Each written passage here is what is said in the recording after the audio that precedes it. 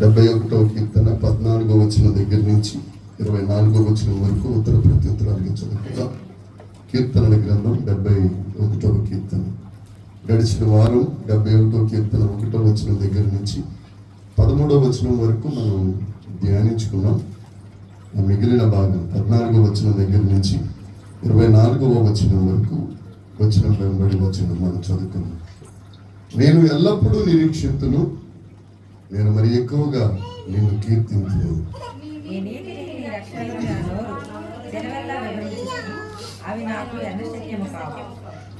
ప్రభు అయిన యెహోవా యొక్క బలవత్కార్యములను బట్టి నేను వర్ణింప మొదలు పెట్టేదను, నీ నీతిని మాత్రమే నేను వర్ణించేదను.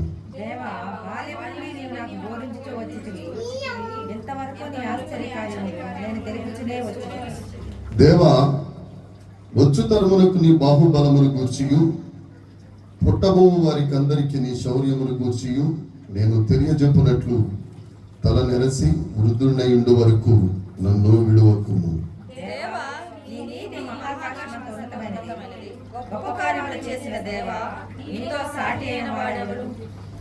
అనేకమైన కఠిన బాధలను మాకు కలుగ చేసిన వాడా, నీవు మరలా మమ్ము బ్రతికించదవు.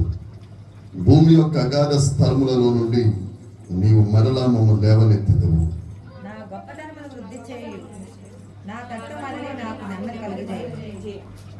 నా దేవా, నేను కూడా నీ సత్యమును బట్టి స్వరమండల వాద్యములతో నిన్ను స్తుతించదను. ఇజ్రాయేలు పరిశుద్ధ దేవ, సితారాతో నిన్ను కీర్తించదను.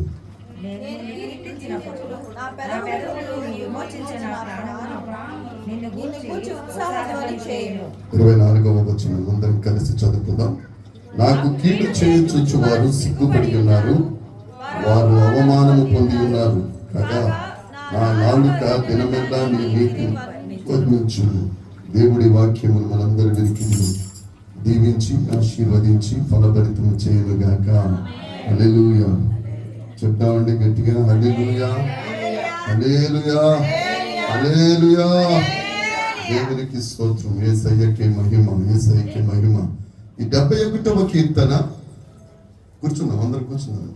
71వ కీర్తన ఒక వృద్ధుడు, అది దావీదు గారు అయితేనేమి, సమూయేలు గారు అయితేనేమి, ఇర్మియా గారు అయితేనేమి, ఒక వృద్ధుడు వ్రాసిన కీర్తన ఈ 71వ కీర్తన. అయితే ఆ వృద్ధుడు దేవుడి మీద ఆశ్రయించి దేవుణ్ణి నమ్ముకొని నన్ను ఎన్నడూ సిగ్గుపడనీయకుము 71వ కీర్తన 1వ వచనంతో ప్రారంభించాను. ఇదే 71వ కీర్తన 31వ కీర్తనలో 1-2 వచనాలు కూడా ఈ 71వ కీర్తనలో ఉన్న ఈ 3 వచనాలలో మనం చూడగలుగుతాం. గత వారం మనం చూసాం కాబట్టి ఇక్కడ వెళ్ళక్కర్లేదు. అవన్నీ చెప్పుకుంటూ 7వ వచనం, నేను అనేకులకు ఒక వింతగా ఉన్నాను, అయినను నాకు బలమైన ఆశ్రయము నీవే. అక్కడ మనం ఏం మాట్లాడుకున్నామంటే, ఆ రోజున అందరి కన్నులు దావీదైతే దావీదు, సమూయేలు అయితే సమూయేలు, ఇర్మియా అయితే ఇర్మియా, ఎవరైతే ఈ కీర్తన రాశారో అందరి కన్నులు ఆయన వైపు ఉంటే ఆయన కన్నులు మాత్రం దేవుడి వైపు. ఎందుకు అంటే, నేను అనేకులకు ఒక వింతగా ఉన్నాను, అయినను నాకు బలమైన ఆశ్రయము నీవే అని రాస్తూ 13వ వచనం దగ్గరికి వచ్చేసరికి, నా ప్రాణ విరోధులు సిగ్గుపడి నశించుదురు గాక, నాకు కీడు చేయ చూచువారు నింద పాలై మానభంగము నొందుదురు గాక. అప్పుడు దానియేలుని మనం జ్ఞాపకం చేసుకున్నాం. దానియేలు గారు తనకు ప్రాణ విరోధులు అనేక మంది ఉన్నారు ఆ బబులోను దేశంలో. అయినా కానీ దానియేలు ప్రతిరోజు రోజుకు 3 సార్లు ఉత్తర దిక్కున తన కిటికీ తెరుచుకుని ఆకాశమందున్న దేవునికి ప్రార్థన చేస్తూ ఉండేవాడు, దేవుణ్ణి స్తుతిస్తూ ఉండేవాడు. అందుకు గాను ఆయనను బంధించి తీసుకెళ్లి సింహాల బోన్లో వేసేశారు. సింహాల బోన్లో రాత్రంతా దానియేలు ఉన్నా గాని ఒక్క సింహం కూడా ఆయన దగ్గరికి రాలేదు. దేవునికి స్తోత్రం కలుగును గాక. సింహపు నోరు మూసిన దేవుడు మన ప్రాణ విరోధుల నోరు కూడా మూస్తాడు. ఏమండి, సింహాలు ఏమనుకుంటున్నాయో మానవ భాష కాదు, సింహాల మాటలు మనకు అర్థమవుతాయా? అర్థం అవ్వు. అలాగే జనాల గుండెల్లో ఉన్న మాటలు కూడా మనకి తెలియవు. ఇక్కడ భక్తుడు ఏమంటాడు అని అంటే, నాకు కీడు చేయ చూచువారు నిందల పాలే మానభంగము నొందుదురు. ఎంతమంది అయితే ప్రాణ విరోధుల నుండి సిగ్గుపడి నశిస్తున్నారో వారందరట మానభంగం అయిపోతారట. చల్లా చెదిరైపోతుంది వారి జీవితం, చల్లా చెదిరైపోతుంది. అక్కడితో మనం ఆపుకున్నాం. ఈ రోజున 14 వచనం దగ్గర నుంచి ప్రారంభిద్దాం. నేను ఎల్లప్పుడూ నిరీక్షింతును, నేను మరి ఎక్కువగా నిన్ను కీర్తింతును. దావీదు చెప్పిన మాట ఇది. నా బ్రతుకంతా నేను నిరీక్షిస్తాను. ఎందుకంటే ఆయన అడవిలో గొర్రెలు కాసుకునేవాడు. ఆయన పని ఏంటి అని అంటే దేవుణ్ణి స్తుతించుకోవడమే. కష్టం వచ్చినా దేవుణ్ణి స్తుతించడమే, సంతోషం వచ్చినా దేవుణ్ణి స్తుతించడమే, కోపం వచ్చినా దేవుణ్ణి స్తుతించడమే, దేవుడి మీద ఆధారపడడమే, దేవుని యందు నిరీక్షణ ఉంచడమే. అదే 14 వచనం. నేను ఎల్లప్పుడూ నిరీక్షిస్తాను. ఇంగ్లీష్లో హోప్ అంటారు, ఆశ పెట్టుకుంటాను. నేను ఎల్లప్పుడూ నీ మీదే ఆశ పెట్టుకుంటాను ప్రభువా. మనుషులు నమ్ముకొనుట కంటే యెహోవాను ఆశ్రయించుట మేలు. మనుషులు ఎప్పటికీ మట్టే, అది నేనైనా నువ్వైనా ఎవరైనా కానీ. మనుషుల్ని నమ్ముకుంటే మట్టే, ఆ మట్టి మనలను అన్యాయం చేస్తుంది. కానీ దేవుణ్ణి నమ్ముకుంటే మాత్రం దేవుడు మనలను వర్ధిల్లింపజేస్తారు. మనుషులు ఏం చేస్తారంటే మన ముందు ఒకలా మాట్లాడతారు. పాస్టర్ గారు మీరు అంత సూపర్ ఇంకోటి లేరంటారు. పక్కకి వెళ్ళిపోయిన తర్వాత ఈ పాస్టర్ కూడా అలాంటి వాడే అని చెప్పి మనుషులతో పోలుస్తారు. కానీ దేవుడు అలా పోలిక పెట్టడు, ఎట్టి పరిస్థితుల్లో పెట్టడు. అందుకనే దావీదు మనుషుల మీద ఆశ పెట్టుకోలేదు. 14వ వచనంలో ఉంటుంది అక్కడ, నేను ఎల్లప్పుడూ నిరీక్షింతును, మరి ఎక్కువగా నిన్ను కీర్తిస్తాను. 41వ కీర్తన 10వ వచనం ఒకసారి చూద్దాం. 47వ కీర్తన 10వ వచనం. కీర్తనల గ్రంథం 47వ కీర్తన 10వ వచనం. దేవునికి స్తోత్రం. దేవుడు సర్వభూమికి రాజు. గ్రహించుకొనని వారులారా పాడండి కీర్తనలు. ఎందుకంటే మనుషులు మన ముందే. ఇప్పుడు నేనే ఉన్నాను అనుకో, పాస్టర్ గారు సూపర్ అంటారు. పక్క వెళ్ళిన తర్వాత ఈ పాస్టర్ కూడా అలాంటి వాడే అని అంటారు. కావండి ఎంగోపి గారు, మన ముందు మాత్రం అబ్బా పాస్టర్ సూపర్ అండి, తెల్ల సొక్క ఎంత తీసుకొచ్చాడు, మనసు కూడా తెల్లగా ఉంటుంది అంటారు. పక్క వెళ్ళిపోయిన తర్వాత ఏమంటారు ఎవరంటే, పాస్టర్ తెల్లోడు కాదు, పాస్టర్ భయంకరం, రకరకాల ప్రచారాలు మొదలెట్టారు. ఏమండి, అందుకే ఈ దావీదు గారు అంటారు, ఈయన ఉన్నది అడవుల్లోనే, అయినా కానీ ఆయన పాడుతున్న పాట ఏంటంటే, నీ మీద నిరీక్షణ ఉంచుతాను ప్రభువా. గొప్ప ఆయనను ఒప్పుకొనిన వారులారా ఆయనకు స్తోత్ర గీతం పాడండి. 15వ వచనం. నీ నీతిని నీ రక్షణను నా నోరు దినమెల్లా వివరించును, అవి నాకు ఎన్న సఖ్యము కావు. దేవుని యొక్క నీతి, దేవుని యొక్క రక్షణ కోటాను కోట్ల మందిని, ఇప్పటికీ 2000 సంవత్సరాల క్రితం నుండి ఆయన రక్తం అనేకుల్ని రక్షిస్తానే ఉంది. ఆ రక్షణ కొరకు ప్రాణ త్యాగం చేసిన వారు అనేకులు ఉన్నారు. మనం ప్రకటన గ్రంథం ధ్యానించుకుంటా ఉంటే క్రీస్తు శకం 70వ శతాబ్దం దగ్గర నుంచి హత్యలు జరుగుతూనే ఉన్నాయి. చనిపోయేవారు దేవుని కొరకు ప్రాణం పెట్టేవారు ప్రాణం పెడతానే ఉన్నారు. అక్కడ ఉన్న మాట అదే, అవి నాకు ఎన్న సఖ్యము కావు. ఎంతమంది ఆయనకు ప్రాణదానం చేశారో, ఎంతమంది ఆయన కొరకు ప్రాణాన్ని అర్పించేశారో, రక్తాన్ని చిందించారో, అవి ఎన్న సఖ్యమి కావు. అందుకే ప్రకటన గ్రంథం 6వ అధ్యాయం 5వ వచనంలో ఉంటుంది, నాదా సత్యస్వరూపి, లెక్కించలేనంత జనం అక్కడ నుండి మొరపెడుతున్నారు, ఎంతకాలం మమ్మలను. వారి గురించి ప్రవచనాత్మకంగా రాయబడిన మాట 71వ కీర్తన 15వ వచనం. నీ నీతిని నీ రక్షణను నా నోరు దినమెల్లా వివరిస్తుంది, అవి నాకు ఎన్న సఖ్యము కావు. 16వ వచనం చదువుతాం. ప్రభు అయిన యెహోవా యొక్క బలవత్కార్యములను బట్టి నేను వర్ణింప మొదలు పెట్టెదను, నీ నీతిని మాత్రమే నేను వర్ణించదను. దేవునికి స్తోత్రం. ఆయన చేసిన మహత్కార్యములను, ఆయన చేసిన ఆశ్చర్య కార్యములను, ఆయన చేసిన అద్భుత కార్యములను, ఆయన చేసిన శూర కార్యములను, మన దేవుడు మనకు చేసినన్ని శూర కార్యములు, అద్భుత కార్యములు ఏ దేవుడు భూమి మీద మరెన్నడూ చేసి ఉండలేదు అని సాక్షాత్తు దేవుడే సాక్ష్యం చెప్పుకున్నారు. అలాంటి గొప్ప కార్యాలను మనం వర్ణింప మొదలు పెట్టేదము. ఆ నీతిని మాత్రమే, నీతి అనగా చాలా సార్లు మాట్లాడుకున్నాం, నీతి అనగా అబ్రహాము యెహోవాను నమ్మెను, అది అతనికి నీతిగా ఎంచబడెను. నువ్వు ఎంత నమ్ముకున్నావో నీ నీతి స్థాయి అంత ఉన్నట్టు లెక్క. నువ్వు యేసు ప్రభు మీద ఎంత ఆధారపడుతున్నావో నీ నీతి అంత ఉన్నట్టు లెక్క. నీ నమ్మిక చొప్పున నీకు జరుగునంటే నీ నీతి చొప్పున నీకు జరుగును. నువ్వు దేవుడి మీద ఎంత నీతి పెట్టుకున్నావో, ఎంత ప్రాణం పెట్టుకున్నావో, ఎంత నిరీక్షణ పెట్టుకున్నావో, ఎంత కీర్తిస్తున్నావో, దానిని బట్టి నీ నీతిని మాత్రమే నేను వర్ణిస్తాను ప్రభువా. దేవునికి స్తోత్రం. ఇక అక్కడి నుంచి వృద్ధుడైన కీర్తనాకారుడు 17వ వచనం వచ్చేసరికి అంటాడు, దేవా బాల్యము నుండి నీవు నాకు బోధించుచు వచ్చితివి, ఇంతవరకు నీ ఆశ్చర్య కార్యములు నేను తెలుపుచునే. ఒక పక్కన బాల్యం నుండి ఆయన మంచి కార్యాలు ఈయనకి నేర్పిస్తానే ఉన్నాడు. మనం ఇంటి దగ్గర ఎంత మంచిగా పెంచుకున్నా స్కూల్కి వెళ్ళిన తర్వాత అబద్ధాలు ఆటోమేటిక్ అయ్యి అంటుకుంటాయి. అక్కడ టీచర్ అమ్మ వచ్చి, బాబు నువ్వు అబద్ధాలు ఆడని ఏ టీచరు ఏ స్కూల్లోనూ నేర్పించదు. సత్యమేవ జయతే. సత్యాన్ని నేర్చుకోండి, సత్యం మాట్లాడండి, సత్యం పలకండి. బోర్డులు కూడా ఇక్కడ గోడల మీద కూడా రాసేస్తారు. కానీ మరి ఎందుకు వచ్చేస్తాయో పిల్లలకి, వాక్యంలోకి వెళ్ళిన తర్వాత ఎలా వస్తాయి అనేది ఒక మనం చూసుకుందాం. అయితే ఇక్కడ భక్తుడు అంటాడు, ఈ వృద్ధుడు దావీదు అయితే దావీదు, సమూయేలు అయితే సమూయేలు, లేకపోతే రెహాబీలు అయితే రెహాబీలు, ఇర్మియా అయితే ఇర్మియా, ఆయన బాల్యంలోకి వెళ్ళి, దేవా బాల్యము నుండి నీవు నాకు బోధించుచు వచ్చితివి. ఏం బోధిస్తున్నాడు? వాక్యం ఏం బోధిస్తుంది? నీతి మార్గం బోధిస్తుంది. వాక్యం ఏం బోధిస్తుంది? సత్య మార్గం బోధిస్తుంది. వాక్యం ఏం బోధిస్తుంది? పరిశుద్ధత మార్గం నేర్పిస్తుంది. వాక్యం ఏమి నేర్పిస్తుంది? సత్య మార్గంలో నడవమని చెప్తుంది. 23వ కీర్తనలో కూడా ఉంటుంది, నా ప్రాణము, చదువుదాం 23వ కీర్తన 2వ వచనం, యెహోవా నా కాపరి, పచ్చికల చోట్ల శాంతికరమైన జలముల యొద్ద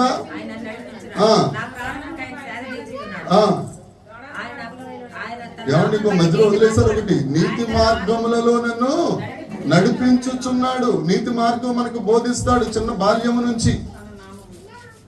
నీతి మార్గాల్లో మనం ఎలా నడవాలి, ఒకవేళ నీతి మార్గంలో పక్కకు తప్పు వస్తే మళ్ళీ నీతి మార్గంలో తీసుకొచ్చి పెడతాడు. కీర్తనాకారుడు చెప్తున్నది ఇదే, దేవా బాల్యము నుండి నీవు నాకు బోధించుచు వచ్చావు నీతి మార్గం, ఇంతవరకు నీ ఆశ్చర్య కార్యములు నేను తెలుపుచునే. ఆయన నీతి మార్గంలో నడుపుతా ఉంటే, ఈయన నడుస్తూ ఉంటే ఆశ్చర్య కార్యాలు జరిగిపోతున్నాయి. లేకపోతే ఆ గుంపు మీదకి ఉన్న 40 గొర్రెల మీదకి ఒక సింహం రావడం ఏంటి, సింహాన్ని చంపేయడం ఏంటి? ఆశ్చర్యకార్యం కదా. నాటు కోడి పిల్లను మనం చంపలేము. ఒక నాటు కోడిని తీసుకొచ్చి దాన్ని చంపేయండి అని అంటే ఎంత బాడీ బిల్డర్ అయినా దాన్ని నోటిని పట్టుకుని పీకడం అనేది చాలా కష్టమైన పని. ఆయన సింహాన్ని చంపేశాడు, సింహాన్ని చంపేశాడు. అలాంటి ఆశ్చర్య కార్యాలను ఈయన తెలియజేస్తుంటే దేవుడేమో బాల్యం నుండి బోధిస్తానే వచ్చాడు. దేవునికి స్తోత్రం కలుగును గాక.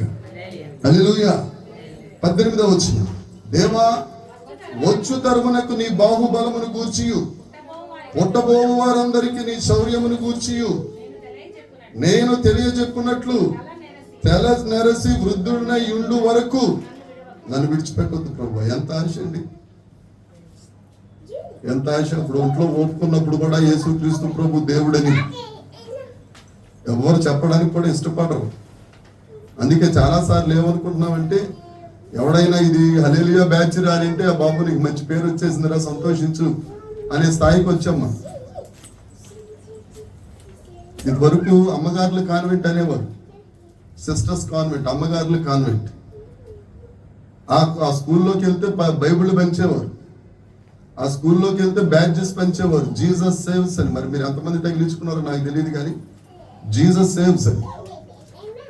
ఇప్పుడు దీపా చెల్లెమ్మ వచ్చి వాళ్ళ ఆయన గారి సాక్షాత్తు వాళ్ళ ఆయన గారికి బైబిల్ ఇస్తే మత మార్పిడానికి కేసెట్టేస్తున్నారు. ఏమండి, అయినా కానీ వృద్ధుడు అంటాడు, నేను ముసలితనంలోనికి వచ్చిన దేవా, అక్కడ దేవాన్ని సంబోధించాడు. దేవా ఎలోహీం వచ్చు తరమునకు నీ బాహుబలమును గూర్చియు, పుట్టబోవు వారి అందరికీ నీ శౌర్యమును గూర్చియు.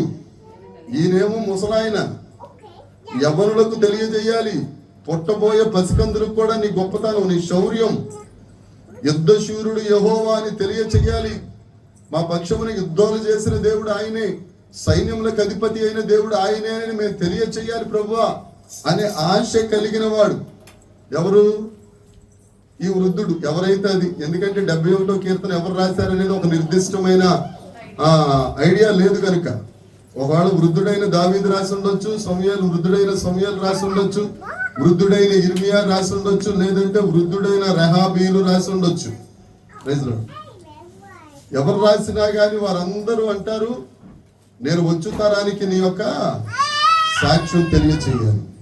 దేవునికి స్తోత్రం. అల్ల సైన్యములకు అధిపతి అయిన ఆ దేవుని స్తుతించెదము. అల్ల సైన్యములకు అధిపతి అయిన ఆ దేవుని స్తుతించెదము. అల్ల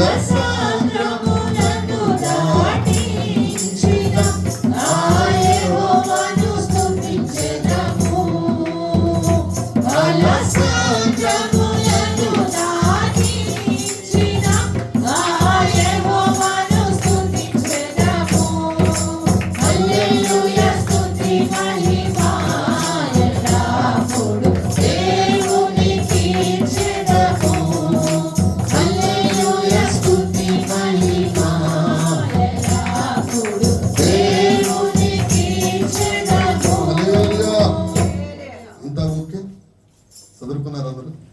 దేవునికి స్తోత్రం. నానా హల్లెలూయా. 145వ కీర్తన 4వ వచనం 5వ వచనం ఒకసారి చూడండి.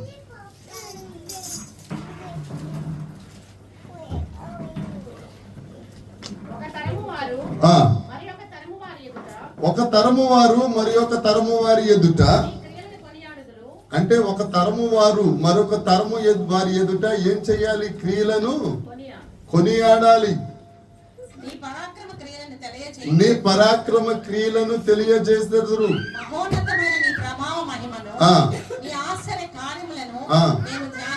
ధ్యానించు. ఏమండి, మనం పుట్టింది మొదలుకొని ఇప్పుడు నాకు 58 సంవత్సరాలు. దేవుడు ఏ గొప్ప కార్యం నాకు చేయలేదంటారా? ఓ నన్ను తీసాడు, మీకు చేశారో లేదో మాకేం తెలుస్తున్నాడు. చూస్తున్నాం సార్, మీకు మాకేం తెలుస్తుంది సార్?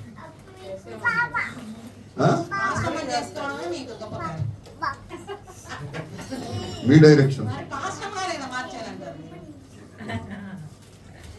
పట్టండి, చప్పట్లు పట్టండి. ఆవిడ చెప్పింది వాస్తవమే, అదే కాస్త మసాలా కలిపారు.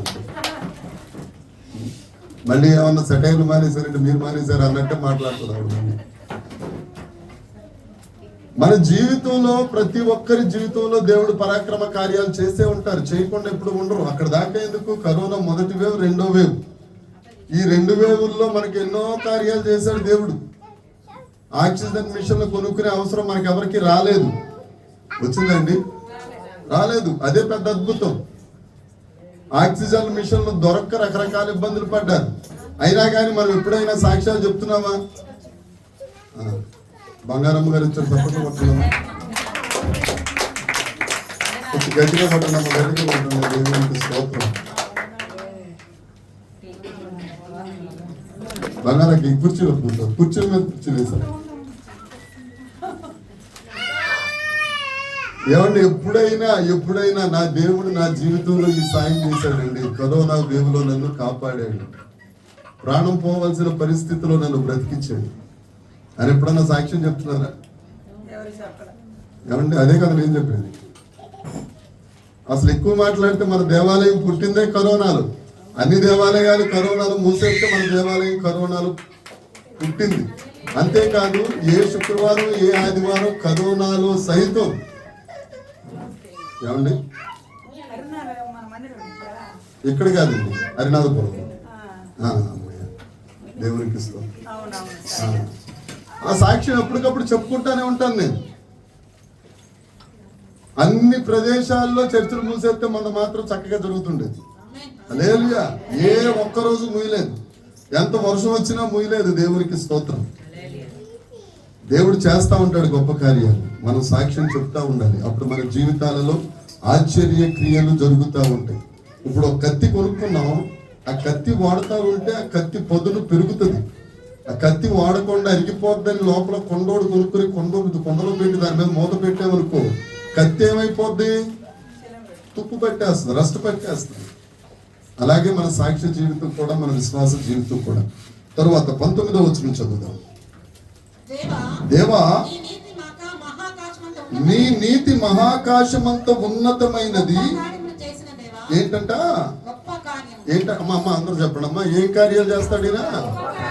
ఏం చేస్తాడినా? ఏ సౌండ్ తగ్గిపోతుంది. ఏం చేస్తాడినా? గొప్ప కార్యములు. ఎందుకని? గొప్ప దేవుడు కాబట్టి. హల్లెలూయా. దేవుడు ఒక్కడే, ఆ దేవుడే గొప్ప దేవుడు. దేవునికి స్తోత్రం. నేనంత నవ్వొచ్చి జోక్యం వేయలేదు. గొప్ప కార్యములు చేయు దేవా, దేవునికి స్తోత్రం. నిర్గమకాండము 15వ అధ్యాయము 11వ వచనం. నిర్గమకాండ గ్రంథం. వేల్పులలో నీ వంటి వాడెవరు? ఇంకా తీస్తున్నారు మీరు. పరిశుద్ధతను బట్టి నీవు పూజ్యుడవు, అద్భుతములు చేయువాడవు. అబ్బా, నీ వంటి వాడు ఎవడున్నాడు ప్రభా? దేవునికి స్తోత్రం. మనకెవరన్నా మాట సాయం చేయడానికి వచ్చారనుకో, జానీ గారు మాట సాయం. జానీ ఎంత మంచి మనసు ఉన్నవాడు, గుంటూరు నుంచి నా కోసం వచ్చేసారు. జానీ ఎంత విశాల హృదయం ఇది అని అంటాం. ఆయన హృదయం ఇంతే. అంతేనా? ఎవరి హృదయమైనా ఇక అంతకంటే ఎక్కువ ఉంటుందా? ఏం ఉండదు. కానీ మాట మాత్రం. కానీ మన దేవుడు అలాంటి దేవుడు కాదు. ఎర్ర సముద్రంలో పాయలు చేయడం ఆశామాషి విషయం కాదు. ఎర్ర సముద్రంలో 30 లక్షల మంది దాటిపోవడం విశేషం కాదు. తర్వాత పరో సైన్యం వచ్చి దాంట్లో మునిగిపోయి సవాలుగా తేలుట వారు చూచిరి. ఎవరు చూచారు? దేవుని పిల్లలు చూచారు. అంత గొప్ప కార్యములు చేసే గొప్ప దేవుడు మన దేవుడు. మరలా చదువుదాం ఒకసారి. దేవా, ఉన్నతమైనది గొప్ప కార్యములు చేసిన దేవా, నీకు సాటి అయిన వాడెవడు? మోషే అంటాడు, ఆ కనాను దేశంలో అడుగు పెట్టకపోయినా మొత్తం అంతా చార్జ్ యెహోషువ గారికి హ్యాండ్ ఓవర్ చేస్తున్నా గాని, ద్వితీయోపదేశ కాండం 33వ అధ్యాయం 26వ వచనంలో మోషే గారు ఒక మాట అంటారు. ద్వితీయోపదేశ కాండము 33వ అధ్యాయం 26వ వచనం.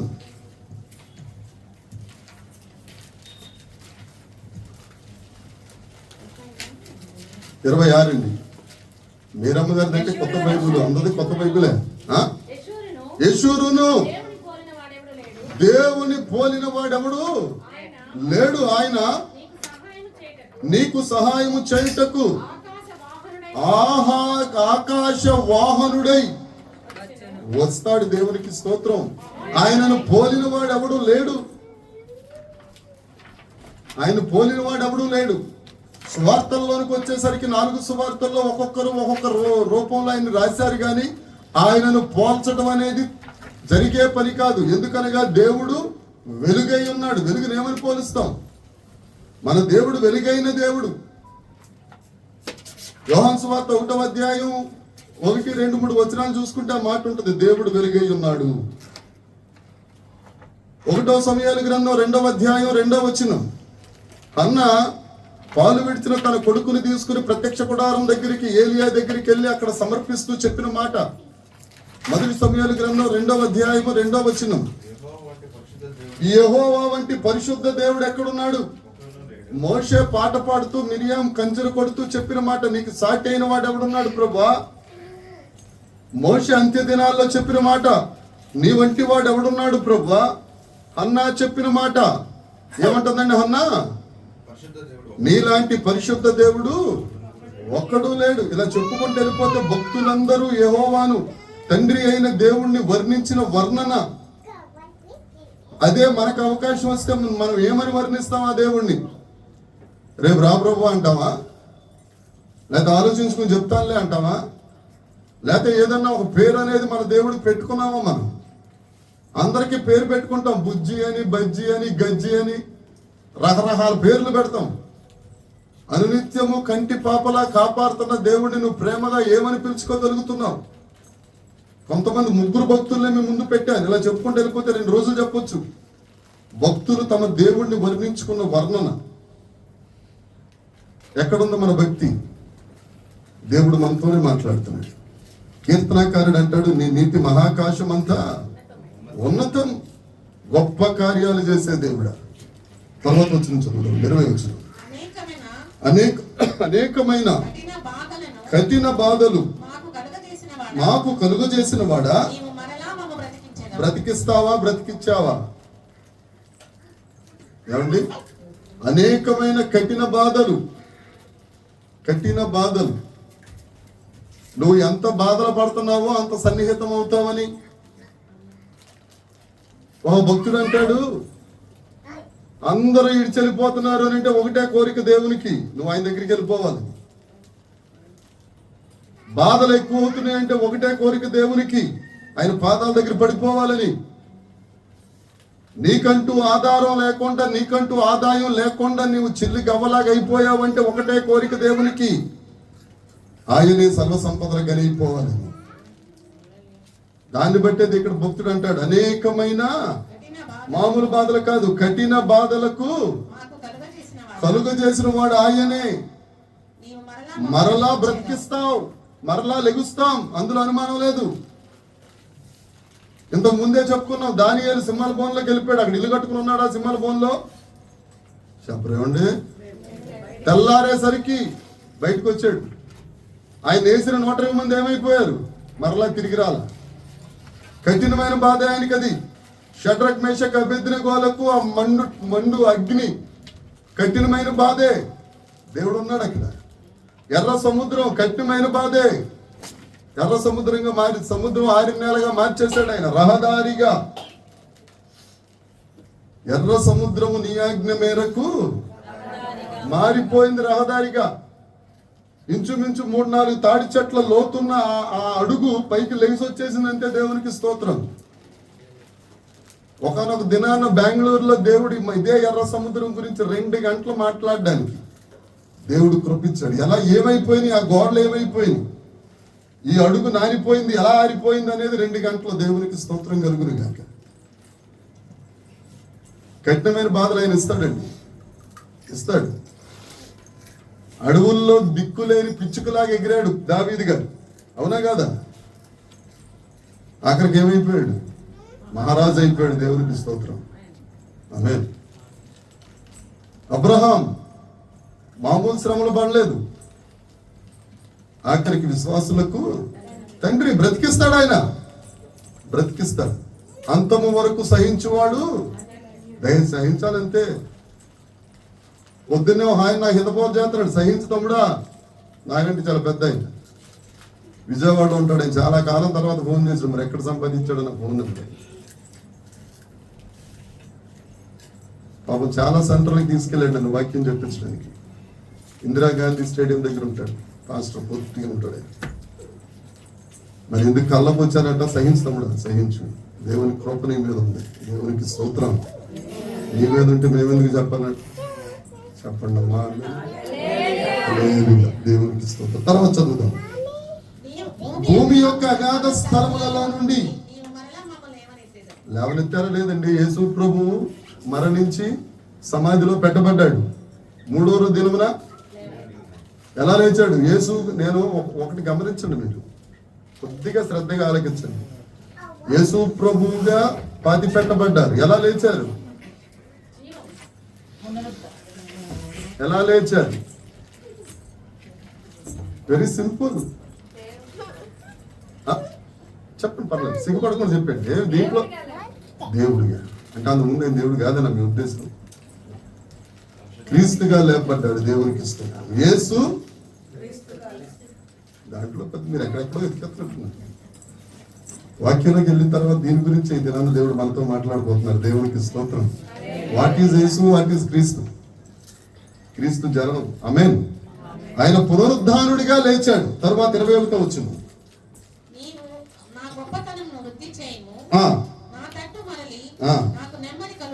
నా తట్టు తిరిగి నాకు, ఎందుకంటే అధికమైన అనేకమైన కఠిన బాధలు కలుగు చేసిన దేవుడా, నువ్వు నన్ను బ్రతికిస్తావు, అగాధ స్థలంలో నుండి నన్ను పైకి లేవనెత్తుతావు అని చెబుతూ 21వ వచనంలో, నా గొప్పతనమును నీవు వృద్ధి చేయము, నా తట్టు మరలి ఆయన మన తట్టు తిరిగి నెమ్మది ఇవ్వకపోతే రాదు నెమ్మది. రాజకుమారి చెల్లెమ్మ గారి ఇంటి దగ్గర బేస్తవారం రోజున 53వ యెషయా గ్రంథం 11వ వచనం, ఆయన తన వేదనను చూచి సంతృప్తి పొందెను. దేవునికి స్తోత్రం. ఎవరు బాధను చూసి సంతృప్తి పొందరు.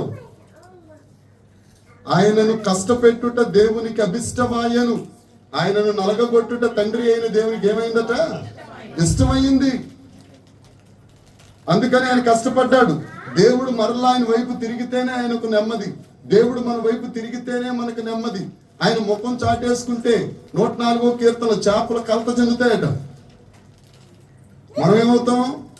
తిప్పుకో, ఎంతసేపు తిరుగుతావో తిరుగు.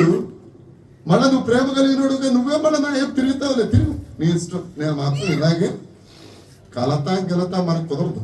అవి చేపలు కాబట్టి నీటిలో ఉన్నాయి కాబట్టి, మన భూమి మీద ఉన్నాయి కాబట్టి, దేవుడు మనకు తిరిగినా తిరగకపోయినా మన పెద్ద కేర్ చేయాలి. అందుకే దేవుడు తన ప్రజలకు, మనకు కాదు, తన ప్రజలకు ఏమని పేరు పెట్టాడంటే మెడవంచని జనులు, లోపడనొల్లని ప్రజలు. ఎందుకు లోపడట్లా? నువ్వు తిరిగితే తిరుగు. బైబుల్ వాక్యంలోకి వెళ్ళిన తర్వాత ఒక రాజుగారు వస్తాడు మనకి లైన్లో. ఆయన గురించి కూడా చెప్పుకున్న తర్వాత 23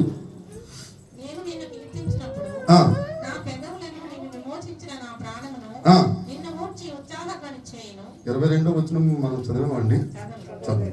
చదువు. నా దేవా నేను కూడా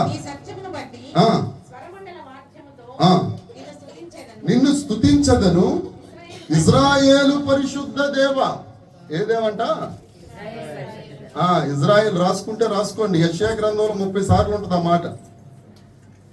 ఓన్లీ యెషయా గ్రంథంలో ఉంటుంది. దేవుని ఇజ్రాయేలీల పరిశుద్ధ దేవుడా అని 30 సార్లు ఉంటుంది.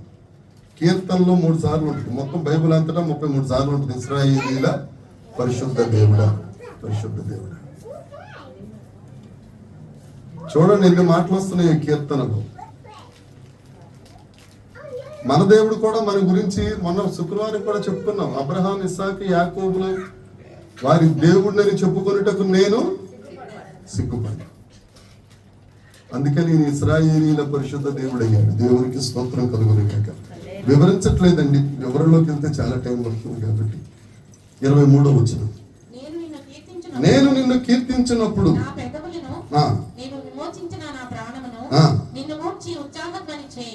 ఉత్సాహధ్వని. ఆయన కీర్తిస్తా ఉంటే భక్తుడు, కీర్తనాకారుడు, వృద్ధుడు, అది దావీదు గారైనా, సమూయేలు గారైనా, ఇర్మియా గారైనా, రహాబీలైనా, ఎవరైనా కానీ దేవుణ్ణి స్తుతిస్తా కీర్తిస్తా ఉంటే వారి పెదవులు నీవు విమోచించిన నా ప్రాణం నిన్ను గూర్చి ఉత్సాహధ్వని.